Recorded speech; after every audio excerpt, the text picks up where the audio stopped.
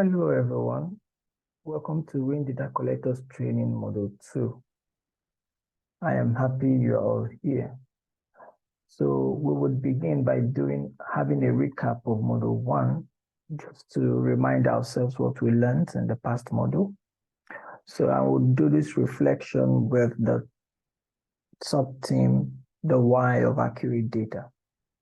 So while we were going through Module 1, I had shared with you some of the importance of collecting accurate data.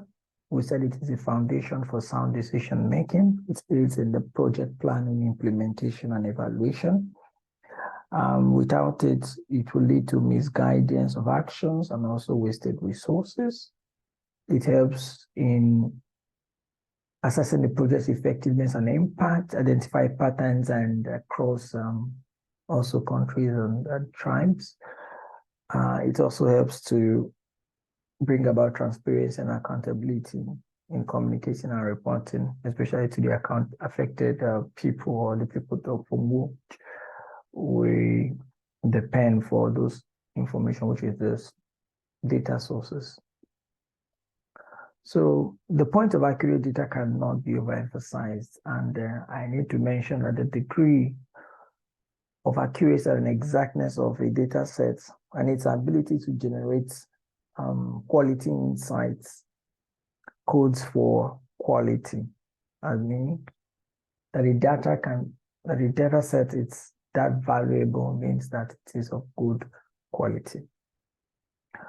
So we would go into Module 2, which is data standards and quality. I am also my humble self, Beta Lukazu, team lead of project research and data unit at Tells Impact Consult. So as an outline, what we're going to do today is we're going to try to understand what data quality is about, understand data standards that we follow, and appreciate also the concept of responsible data collection. And also would look at common data quality issues and how to manage them. I will begin with a quote from Albert Einstein. He's one of the very quality minds that has lived on Earth.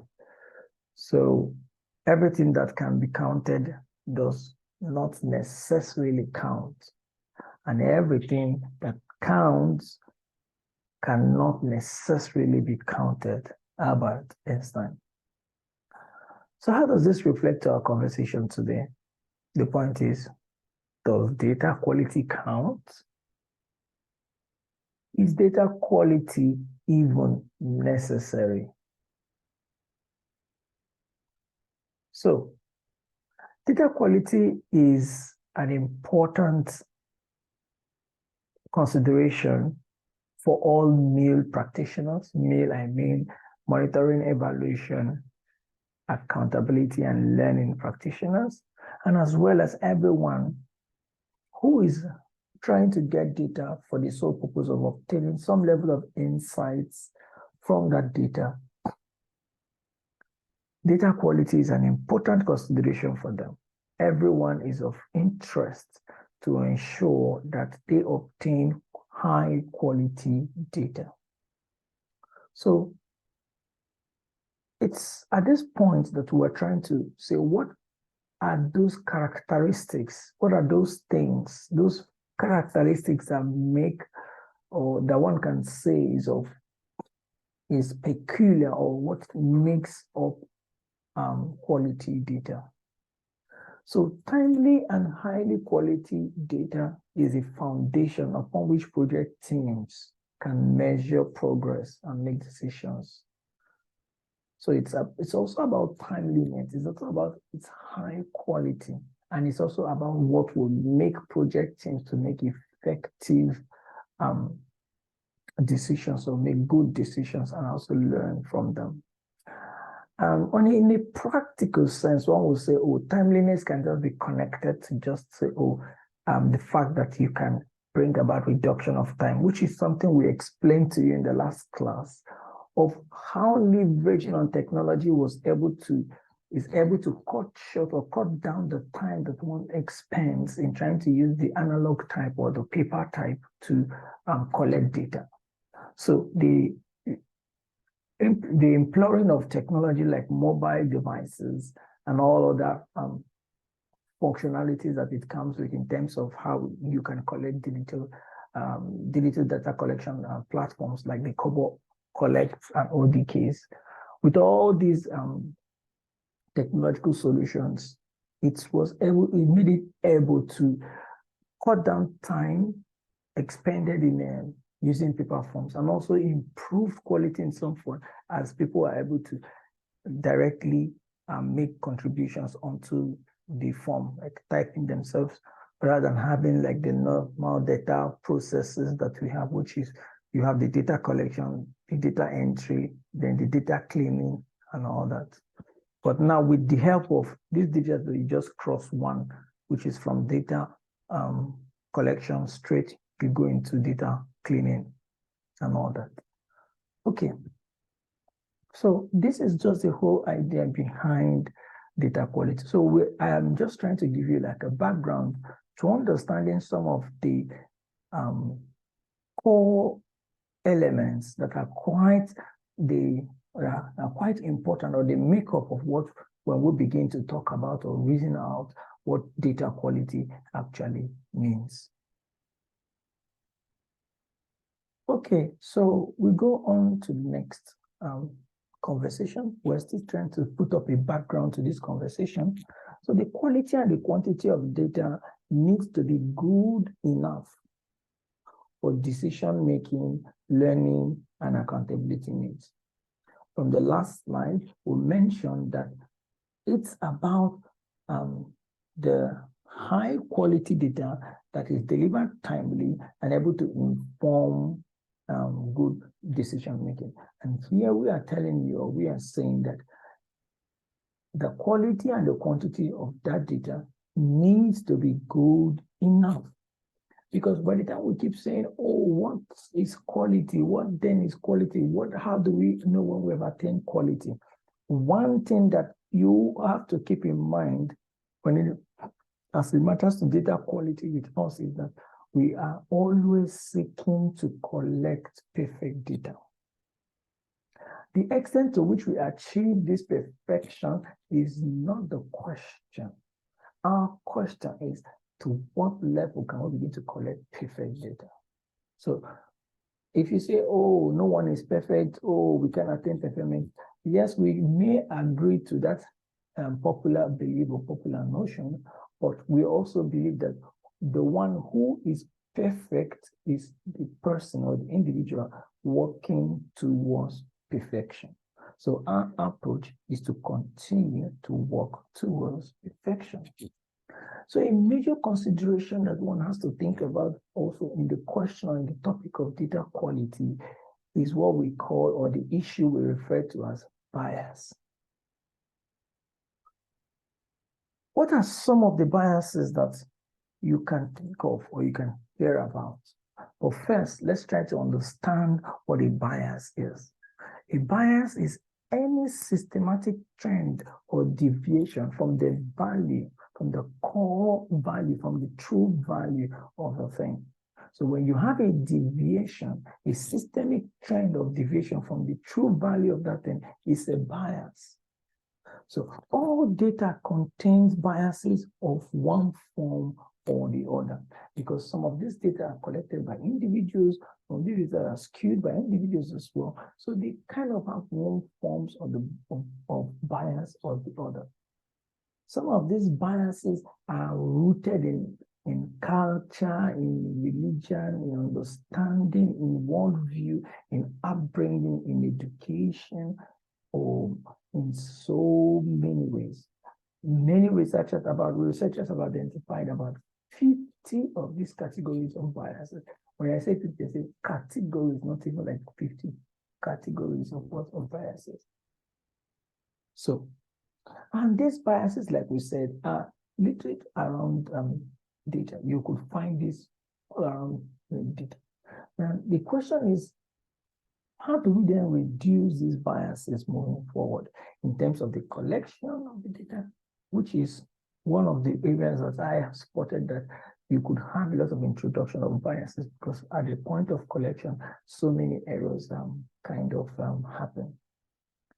Because you know also that the data processing chain is a stepwise process, like I mentioned. You would begin from the collection, you move to the entry, you move to the cleaning, you keep going until you get to the point of analysis, and you've analyzed the data, you've generated the reports, and the reports are now what? Informing decisions. So how do you reduce these biases in the process? So it's important to develop a good data collection instrument. So if you want to remove the bias, you must develop a good water collection board, a good data collection instrument, valid samples, and strong data analysis. So all of these things coming together to try to eliminate these biases at different levels. So we can do this by what? Following certain data quality standards. That is how we can really achieve this. Now, I have a small assignment or a small test for you, which is, my question is, what are some of the biases that can influence you or your colleague or your team during data collection? I would like you to mention some of these biases in the comment section so we can all learn from your own experiences. Now, like I said, these are biases. I'm asking you to think about them and just reflect on them and write them down.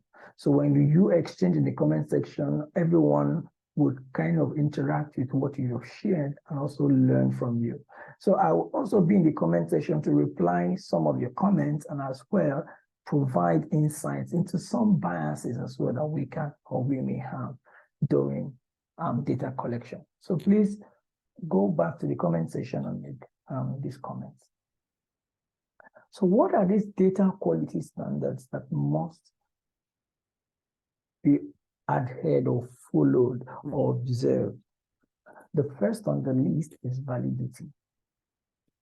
Data is valid when it accurately represents what you intend to measure. You can see now that collecting the right data is critical. So data is only valid when it accurately represents what is intended to measure. If you want to measure the length and breadth of an area, the data you bring out or you produce as a data collector has to be dimensions of length and breadth. Otherwise, it does not represent the intended purpose for the measure. Data collectors should make sure that they collect data that will help our clients measure the indicators outlined in their own project, in their own new plan, in their own objective generally, whatever they have set out to do. So your data that you're collecting has to be valid. It has to be a true reflection of what is being intended to measure. The second quality standards is reliability. Data is reliable when the collection methods used are stable and consistent. I say that again, data is reliable when the collection methods used are stable and consistent. Reliable data is collected by ensuring that the data collection tools are used in the same way multiple times. This is very important because when you're given a tool to go and collect data, it's important that you use that tool in collecting that data the same way. You don't use it a different way with another person and go to another person and use it in a different way. I will explain. For example, in the last module, we mentioned something about helping or having to reward a question so to be able to accommodate maybe some respondents who may not be as literate or may not be able to understand like the question, and you're trying to reward or rephrase the question in a way that you understand. So in the same vein, that although that poses a risk, which is why the first prescription for you is that to read the question aloud, or to read the tool aloud to the respondent.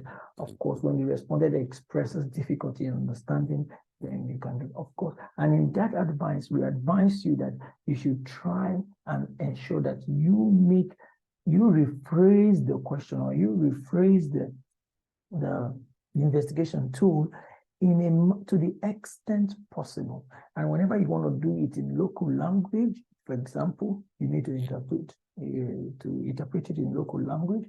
It's also important that you try to do this as good as possible. So the essence of this is to ensure the reliability of the tool that we're using, because that reliability is part of the significant error factors that are considered in the use of such tools. Because all these are sorts of biases, sorts of errors also into the whole system. Okay. Number 3, precision. The data you collect should give an accurate picture of what is happening. I keep repeating this. It is too important. The data that you collect must be a true reflection.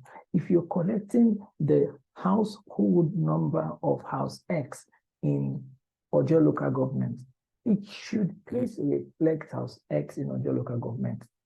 If you're collecting information on the environmental situation in Makoko, it makes sense for you to ensure that the data that you are producing or you are collecting is a true reflection of what is happening where you are being sent on a task. So you must strive to get like precise answers in this whole process. All right, the next point is integrity. Data has integrity when it is free of error. This is the only time data has integrity. If the data is not free from error, its integrity is already compromised. So data has integrity when it is free of errors that can occur consciously or unconsciously. These errors can occur consciously or unconsciously. Yes, so it's important to say this because when the data, even when you're conscious, you can make mistakes, okay? Of course, when people say, oh, no one is above mistakes, I get all those axioms. I keep saying that I understand those axioms, but my point to them is as you make efforts to get better, as you keep going, as you keep pursuing perfection, you become perfect. So both consciously made errors and unconsciously made errors compromises the integrity of the data.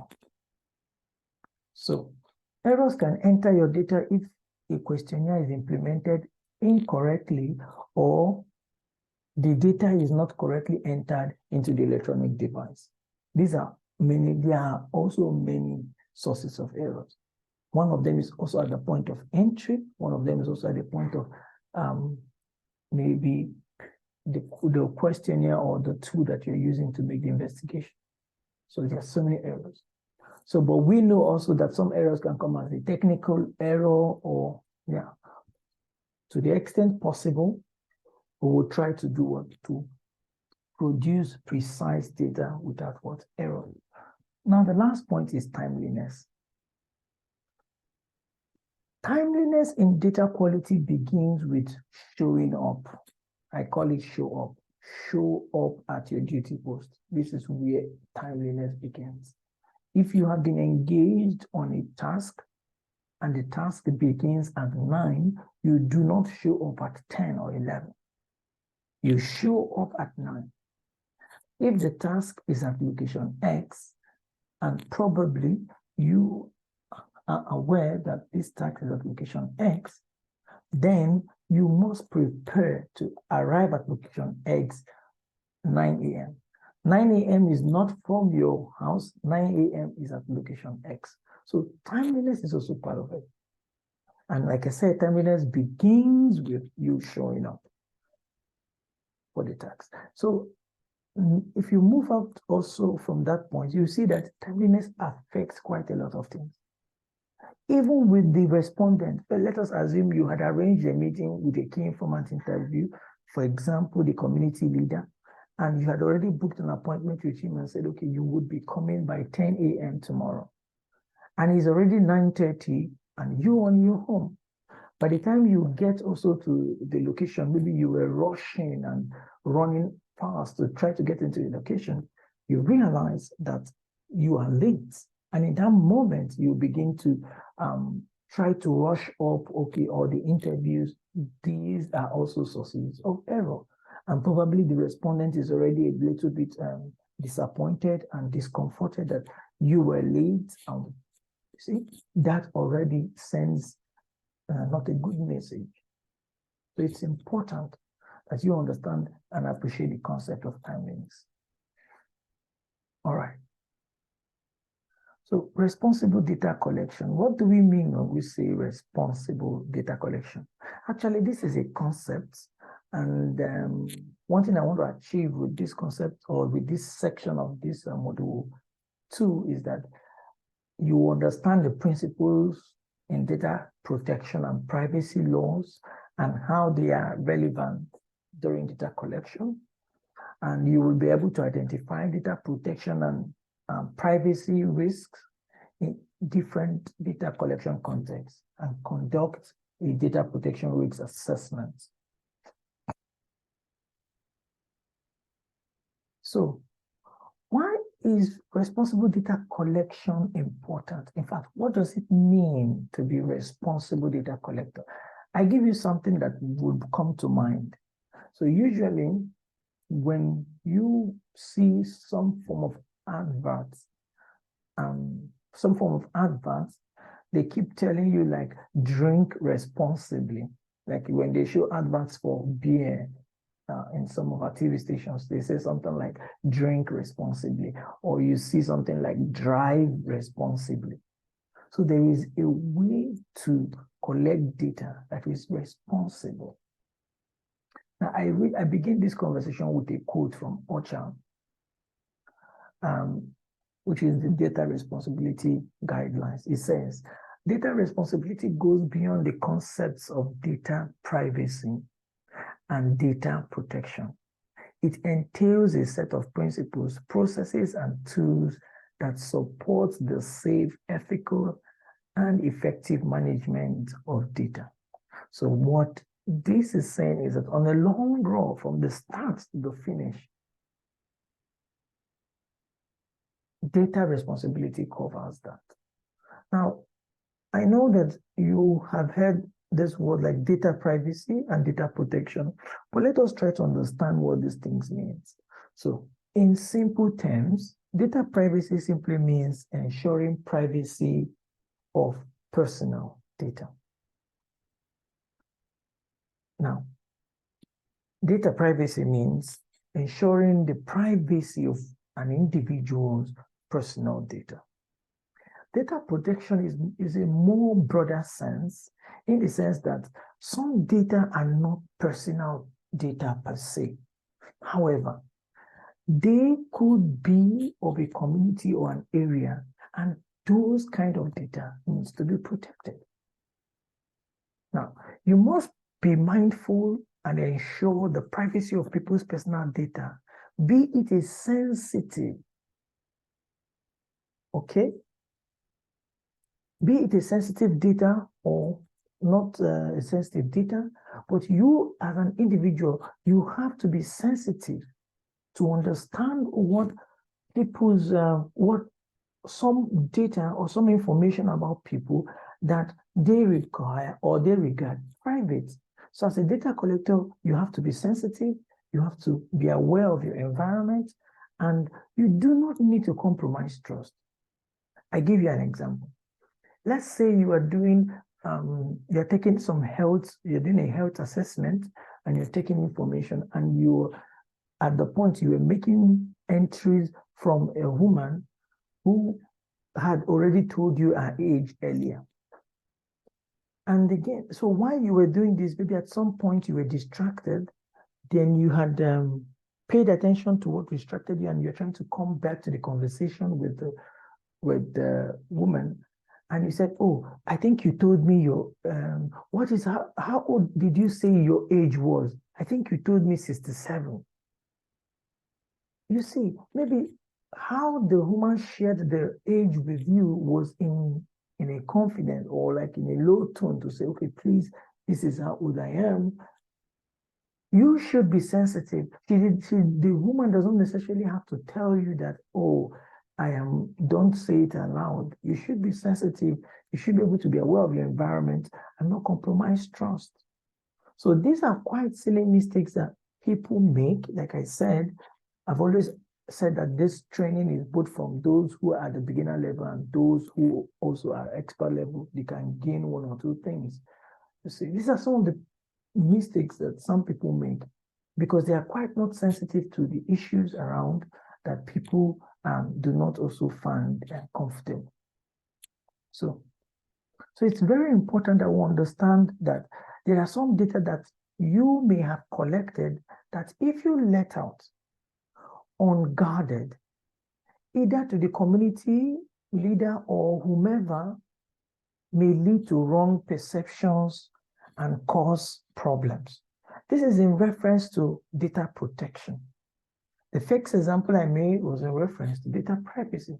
This second example I'm going to make is also in reference to data protection. Let's take, for instance, you want to triangulate your data. Remember from module 1, when maybe you are doing like a random sampling and you want to triangulate the information that you're receiving from different respondents, and you go ahead to ask like the chief, the community leader, and say, "Okay, oh, XYZ, XYZ." You must be careful on how you communicate because some of the things or the learning that you have learned by interviewing people in the community. So you cannot go back to communicate the results. No, you cannot go back to communicate, or maybe you are trying to triangulate your information and trying to ask the community leader to get his insights so that it can balance your information, for example.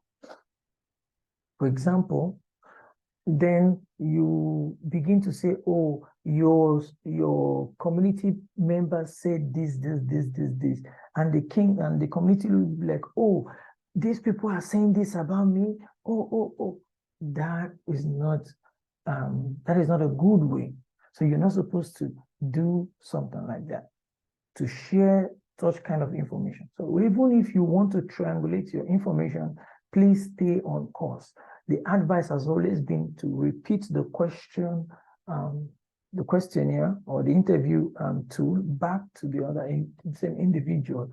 However, in the context for which you want to get a clearer information, you could also present it in a way that appears that the community leader can provide you information. So it's not as if it is directly, the question does not fit directly to the context. So you can also rephrase the question in order to provide the opportunity for the community leader to provide the needed response. Okay. Now, I know we had mentioned something along the way about personal data. You all heard me say personal data, privacy issues, and whatnot. Now, but it's important to try to clarify what we mean by personal data, okay, and what we also mean by sensitive data. And when I was mentioning to you about data protection, so it is in respect of community identifiable information. Okay. Now, personal data. So personal data, this refers to personally identifiable information.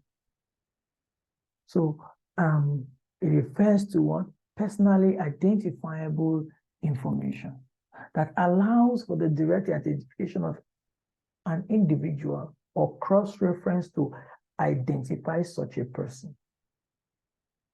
So it also means that if there is any information about a person that helps you to connect the physical person to his or her online presence, Some of you are aware that there are many people who have parody accounts or who have private social media accounts. They don't make it public. They don't put their pictures. I'm just using this for an example. So you realize that such individuals, any information that you have about something that enables you to identify, to match that person, those are personal data. So, and there are so many personal information about a person. So personal identifiers such as name and identification number, location data, online identifier, one or more factors specific to physical, physiological, genetic, psychological, cultural, and economic identity of that particular individual. However, there are some aspects or part of this personal data that are sensitive. It refers to personally identifiable information that, if lost, compromised, or disclosed unauthorized, may result in substantial harm, embarrassment, inconvenience, and unfairness to the individual. There are some data for an individual that, if let out unguarded, without the authorization of the individual, this may lead to harm of that individual, embarrassment of that individual. So, this sensitive data relates to an individual's genetic, biometric data, or the purpose of uniquely identifying a person. For example, in Nigeria, we have the name, we have also the BVN. Also, information such as the race of the person, or the ethnic region of that person, the religious or similar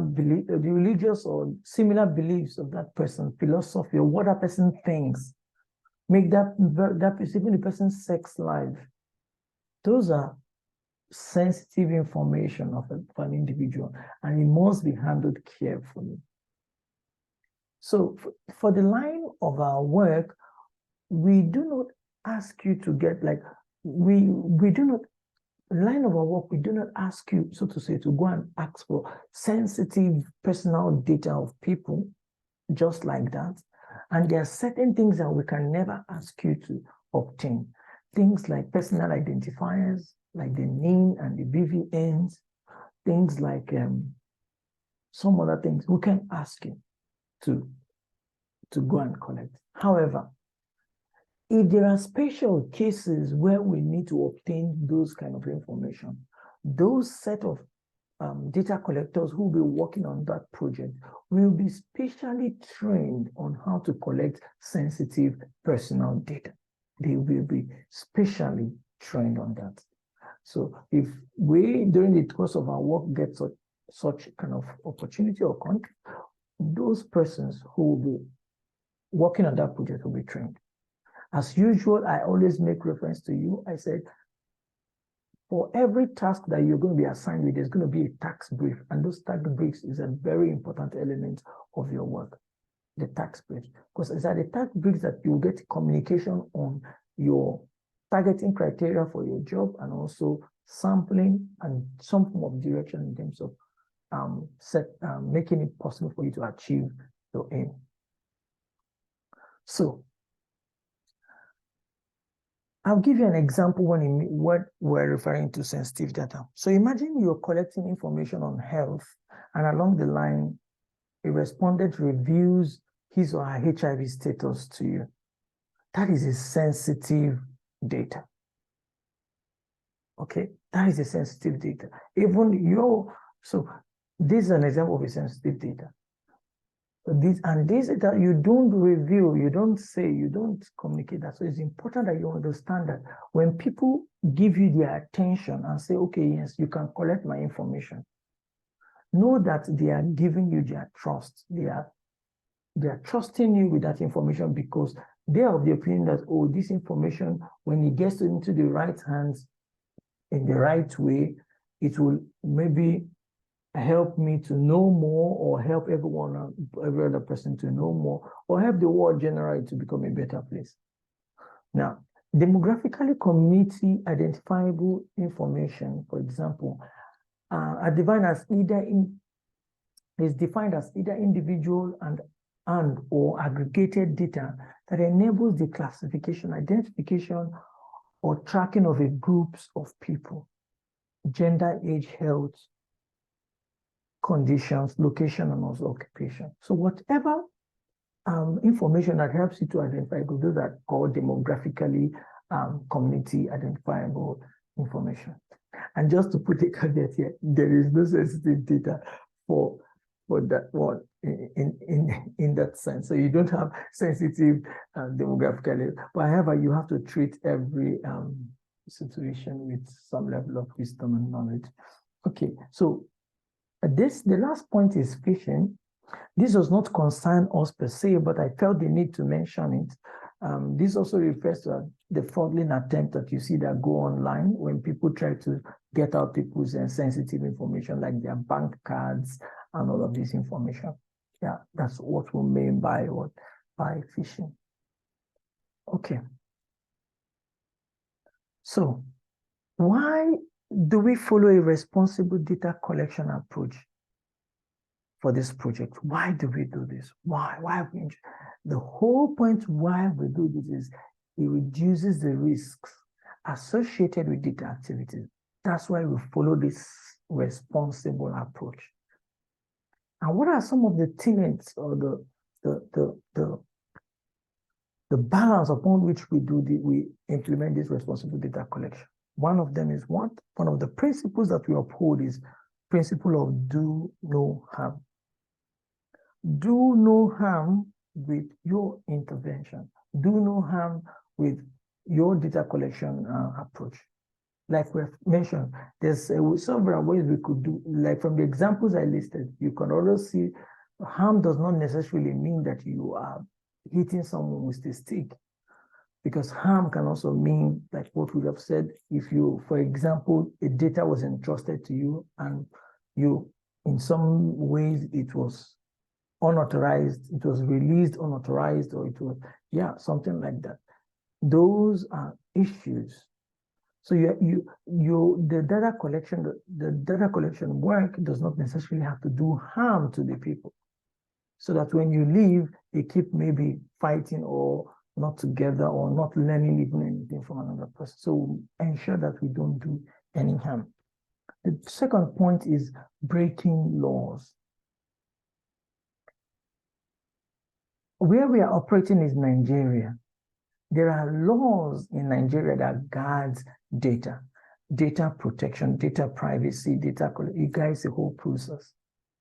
Now, the principal data collection legislation in Nigeria is the Act of 2000 is the Act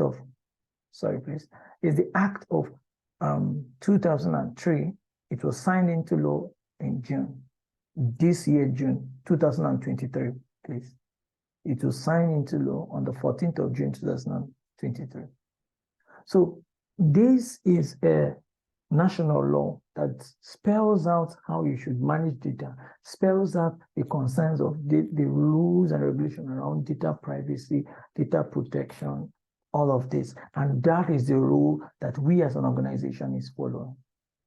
Also, there are other laws that we as an organization would follow. There is the ECOWAS law. ECOWAS as Nigeria, because Nigeria is part of the ECOWAS, and these are information that concerns XYZ, and it's important we follow all these laws. So I'm just sharing this with you for you to have like an understanding that it's important that we responsibly collect data, and not just responsibly collect accurate data and collect it in the right way. Okay, now the third point is breaching human rights. Now, we all know that as humans, we have rights. And I'm sure many of you know about the Universal Declaration of Human Rights. So for those that do not know, please use Google and just type the Universal Declaration of Human Rights. It's also good for you, for your own knowledge, to know about this. So as humans, there are certain inalienable rights that we possess, okay? And there are certain other rights, like additional rights that we possess as humans, okay? So those human rights shouldn't be breached. In our work, in our way of collecting data, we shouldn't be breached. So we should understand that as a human, we have rights to privacy, we have a right to information, we have rights to protection, the right of life, the right of liberty, and the rights of security of a person. These are rights. And also have the right of dignity. Every human being needs to be treated with every form of dignity. You treat your respondent with dignity, regardless. Now, the last point is, do not also breach the next slide. Do not also breach our confidentiality agreement. So at the end of this training modules, that's training 4, when you are successfully able to do the test, that is the evaluation for this training, if you're able to successfully complete it, then you would also be advised to fill this form and sign it and send it to us. So this is an agreement of your own confidentiality in dealing with data. So you sign with us and say, oh, I acknowledge I have been trained about this, I have read about this, I acknowledge, yes, this is how to collect data, and I'll follow this approach in doing the work. So you're going to sign this confidentiality agreement with us. It's just a 1-pager. So, and you sign with us, and that's it. All right. So what are the key messages on data privacy that we have just discussed? So some of the key messages that I want to reflect with you all is that when you are working as a data collector in the field, please be fair, be lawful. I've explained all the laws. Be lawful, be fair, be lawful, and get informed consent in the use of one's personal data. Usually, when you go to the field and you want to collect data, you approach the individual and you introduce yourself. You do not only introduce yourself, you also introduce maybe a bit of what the project is about, so that the respondent already has an idea or knows, okay, then the person gives you his content and says, okay, interview me. So it's important that you communicate, you're transparent and you're lawful, you're transparent and you're lawfully that you obey the laws, you do things the right way. So, and you are very transparent, is that you're very sincere as to your objective. It's good to communicate that. So only use the data for the purpose you explained to people when you collected the data. Only collect data that you need. Yes, please. When you go to the field and you're given a tool, please follow the tool. Do not ask any questions of your own. Do not try to make any addition to the document of your own, or you don't have to do that. So, excuse me, please. Also, make sure that personal data is accurate and follow individuals to see and correct errors in the data you collect about them, and take responsibility for any harm caused by errors in your data.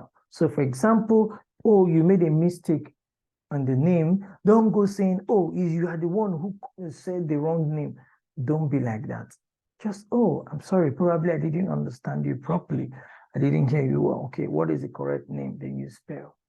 Don't go be like, oh, you do. No, don't be like that. Okay, so once the data is no longer needed, it shall be what? Disposed of. This is just also for your knowing, because sometimes some people want to ask you in the field and say, oh, what would you do with this data at the end of it? So when it's no longer needed, it will be destroyed. Now, the last point is keep personal and sensitive humanitarian data secure and confidential to protect people from harm. Like we mentioned with you yet, that we're going to be working, or that we also do our work to serve the humanitarian and the development organization. So if we get some job in that range, if we are contracted to do some work for them, you already have this training, so you have an understanding of how to collect data in such a context. Okay, so let us learn from the informed consent requirements under the EU General Data Protection Regulation. We are simply learning from them. So some of the things that they shared was that consent of withdrawal, that a data subject or your respondent must be able to withdraw consent at any time and must be informed of that right to do so. These are very important and salient points.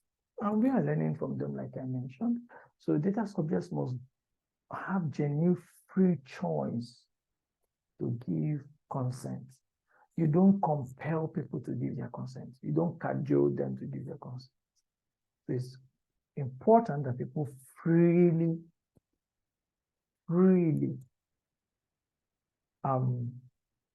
give their consent without any pressure, any undue pressure. So another point is consent must be conditional on the performance of a contract. Another point is there must be clear imbalance between data subject and the controller. So there must not be clear imbalance.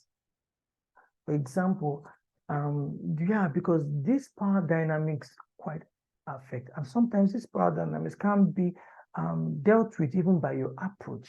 So you don't go about saying, oh, I am a PhD holder and I am do this and yeah, because when you do that, you may probably turn some people off or not make them available to you to provide insight onto that problem. And you see that we don't, at the end of the day, there may be some gaps. So it's important that we manage these power dynamics so that people will be able to relate with us and talk to us and be able to convey information to us. So, so these are some of the learnings that we learned, that we're learning or we have learned from the EU and GDPR moving forward. So we're going to look at the common issues that relates to data quality. There are some issues that come up here and there almost the same time. So how we're going to do this is to consider how do we balance accuracy and feasibility in data collection? How do we do this? How do we balance accuracy and feasibility in data collection? I have mentioned quite a number of things. We have made a lot of emphasis on accuracy, and now we're making a lot of emphasis on like the feasibility and the practical operation and how that would going to happen. So usually the intent is always to stay with your targeting criteria. Stay with your targeting criteria, it helps a lot. Follow the standards that we have shared with you, it does help a lot and can help you to balance this reality, balance what is obtainable and about what you are getting from the other side. So that balance is always important. So when you have followed the data standards qualities, the data standards and quality principles, when you also follow the targeting criteria and all of that brief, you can manage this. So double counting, this usually happens when we are working for development partners, and also maybe in the case of sensors. So it's not very frequent in that sense, given the scope of our work. However, it's good that you know about this and how to deal with it.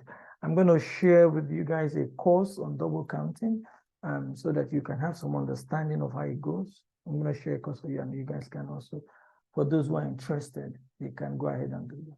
So wrong selection of respondent, this is also a very big issue. Some people say, oh, how do I know who is the best person to respond to my issue, to the questions, or how do I? Like I said, your best bet is your words, follow your targeting criteria.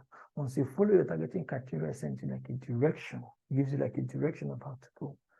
False reporting and cooking data.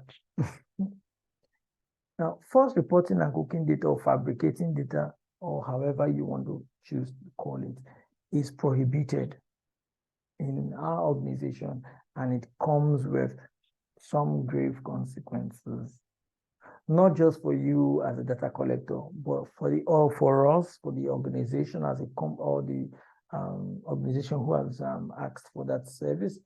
It affects everyone.